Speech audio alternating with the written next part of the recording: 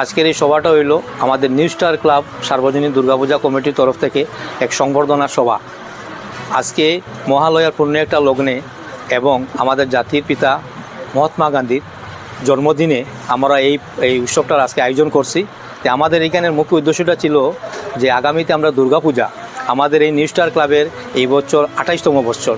তো আমরা ভাবছি যে আমরা কোনো এটা ব্যতিক্রমী কিছু একটা করার চিন্তাধারা, কেন আমাদের ছোট্ট একটা পাড়া এবং আমাদের ছোট্ট একদম আয়োজন, আমাদের সীমিত বাজেট, একদম কম বাজেটের পূজা। তো আমরা ভাবছি যে আমরা এক্সট্রার মধ্যে কী করা যায়, ওই চিন্তাধারা করে আমরা দেখলাম যে আমাদের সমাজে এই বিশিষ্টভাবে যারা কাজ করিয়া গেছেন নানান ধরনের নানান এই ক্ষেত্রে, যেমন শিক্ষা, তারপরে আপনার আইন, তারপরে চিকিৎসা, তারপরে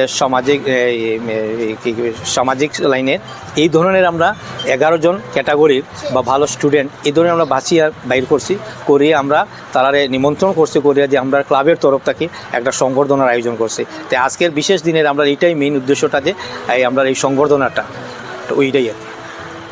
আমরা যাদব মহাসমিতি থেকে দিয়েছি ভোলানাথ যাদব মহাশয়রে, চিকিৎসার থেকে দিয়েছি আমরা ফুজাইল আহমেদ স্যারকে, এই প্রাক্তন শিক্ষক হিসাবে দিয়েছি আমরা নৃপেন্দ্র দাসকে, এবং আমরা এই নিবেদিতা নারী সংস্থা থেকে আমরা ফাউন্ডার বিভা রানী ম্যাডামরে দিছি। তারপরে আমরা সঙ্গীত শিল্পী বিধান লস্কর, ওনার সুপুত্র হাতে তান আমরা দিয়া দিছি, বিশাল লস্করের হাতে।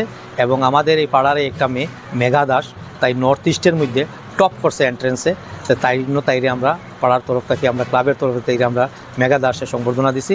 এবং আমরা মধ্যে আজকে এখন উপস্থিত নাই আমাদের আসামের AFA ফুটবল রেফারি মাননীয় শ্রী শৈলেন্দ্র দাস মহাশয়, উনি নাই, একটু কিছুক্ষণের মধ্যে আসতে পারেন, ওনারে দেওয়া হইব সংবর্ধনা।